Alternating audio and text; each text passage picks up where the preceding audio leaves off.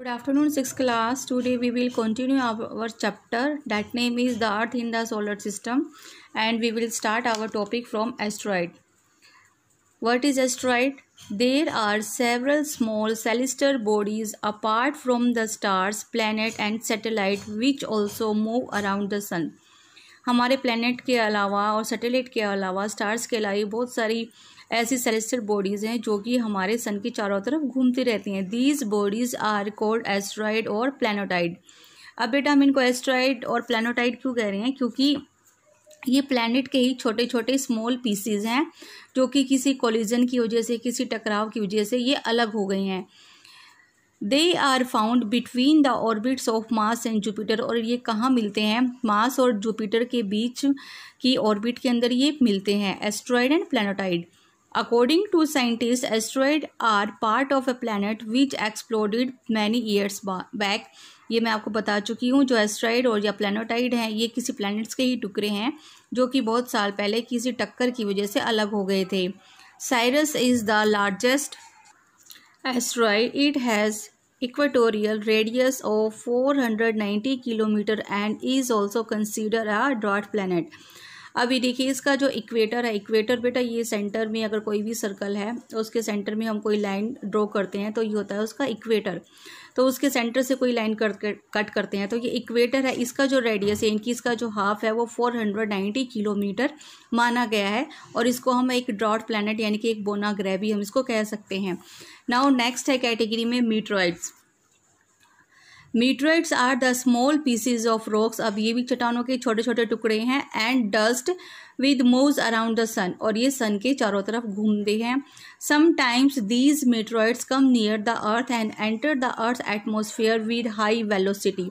Velocity means होता है बेटा स्पीड से. और कई बार क्या होते हैं, ये घूमते घूमते हमारे अर्थ के एटमोसफियर में एंटर कर जाते हैं विद हाई स्पीड, बहुत स्पीड के साथ. And due to the friction, और जैसे ही ये हमारे एटमॉस्फेयर में एंटर करते हैं तो एक फ्रिक्शन होता है जिसकी वजह से ये मीटरॉइड जलने लगते हैं. Get heated up and burn. It causes a flash of light, और जिसकी वजह से एक रोशनी होती है.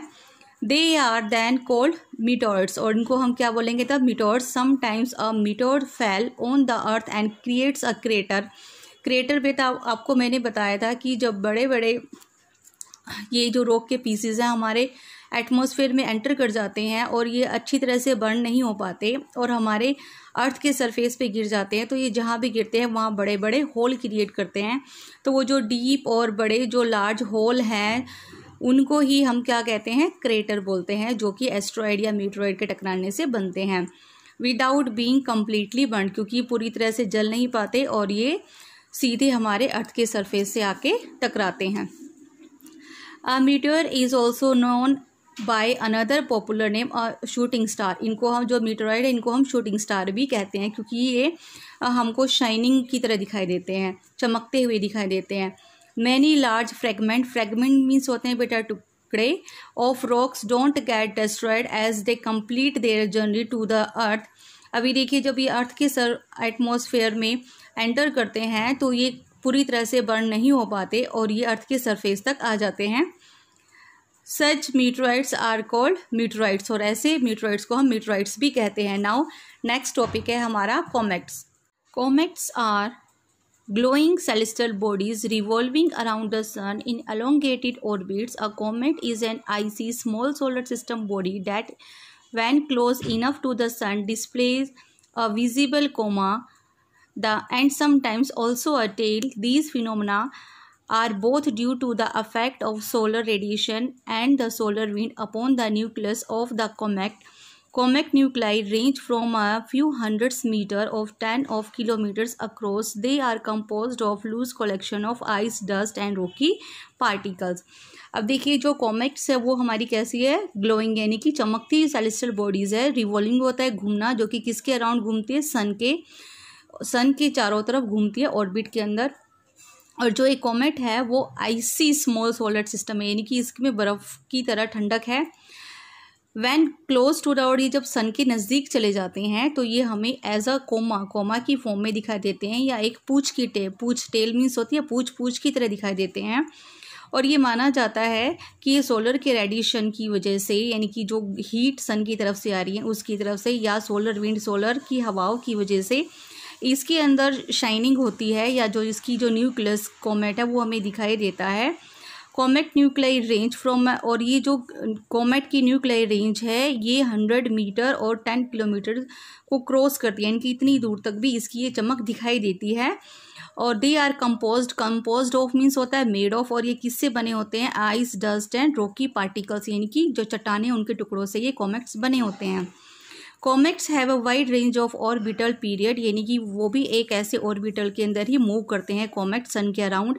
Ranges from a few years और hundreds of thousands of year, यानी कि जैसे ये ऑर्बिट में घूमते हैं तो ये हमें एक टाइम पीरियड होता है इनका वापस दिखने का, ये 100 या 1000 ईयर्स में हमें दिखाई देते हैं, या कुछ सालों में भी। अब देखिए इसका एग्जांपल क्या है? Halley comet is a good example of periodical comets, यानी कि ये एवरी 76 ईयर्स में एक बार दिखाई देता है Halley comets. It appears regularly after every 76 year. It was last sighted in 1986, और लास्ट टाइम इसको हमने कब देखा था? 1986 में देखा था। और नेक्स्ट टाइम हम इसको कब देख सकते हैं हेली कॉमेट को? जब हम इनको ऐड करते हैं तो 2062 में हम इसको दोबारा देख सकते हैं हेली कॉमेट्स को। बेटा we will study sneak peek. The universe contain everything that we see in the sky. Universe वही है जो सब कुछ हम स्काई के अंदर देखते हैं, वो सभी हमारे यूनिवर्स का पार्ट है। Millions of stars together make a galaxy, और लाखों और करोड़ों तारे मिलकर गैलेक्सी बनाते हैं। The Milky Way is the galaxy to which our solar system belongs, और हम जिस गैलेक्सी में रहते हैं, हम जिस सोलर सिस्टम में रहते हैं वो कौन सी गैलेक्सी से बिलोंग करता है? Milky Way. It means our galaxy name is Milky Way और आकाशगंगा। The sun is the centre of the solar system, हमारा जो सोलर सिस्टम है उसके सेंटर में कौन है? सन है। It is the only source of heat and light for the planets, and its huge mass gives it a very powerful force of gravity which provide the pulling force that binds the solar system। अभी देखिए हमारा जो सन एकमात्र ऐसा source है जो कि सभी प्लैनेट्स को हीट एंड लाइट प्रोवाइड करता है, और इसका मास इतना ज़्यादा है, इतना पावरफुल इसकी, जिसकी वजह से मास की वजह से इसकी जो ग्रेविटी है वो इतनी पावरफुल है जो कि सभी को अपनी तरफ पुल करती है, खींचती है, और सभी को अपनी ऑर्बिट में बांधा हुआ है। There are 8 planets in our solar system. 8 planets हमारे सोलर सिस्टम में। Every planet rotate on its own axis, सभी प्लैनेट अपने एक्सिस पे रोटेट करते हैं। As well as move around the sun, और उसके साथ साथ वो सन के अराउंड भी मूव करते हैं। On a fixed path which is called an orbit, और जिस फिक्स पाथ पे सभी प्लैनेट रिवॉल्व करते हैं डैट इज कॉल्ड ऑर्बिट, उसी पाथ का नाम ऑर्बिट है। Satellite are small heavenly bodies which revolve around the planets, और जो सैटेलाइट है वो स्मॉल हेवनली बॉडीज है जो कि हमारे प्लैनेट के अराउंड मूव करते हैं। सैटेलाइट प्लैनेट के अराउंड मूव करते हैं और प्लैनेट सन के अराउंड मूव करते हैं।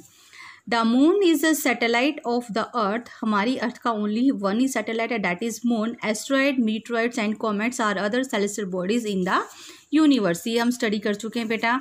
Now new terms, galaxy, any of the large system of stars etcetera in outer space. ये सभी गैलेक्सी हैं जो कि अभी हम पढ़ चुके हैं। गैलेक्सी क्या? मिलियंस ऑफ स्टार्स मिलकर गैलेक्सी बनाते हैं। Big bang, the single large explosion that some scientist suggest created the universe, की कुछ एक्सप्लोजन, एक बहुत बड़ा एक्सप्लोजन हुआ जिसकी वजह से हमारी यूनिवर्स बनी है। Light year, the distance that light travel in a year, यानी कि एक साल में जो लाइट ट्रेवल करती है that is called light year.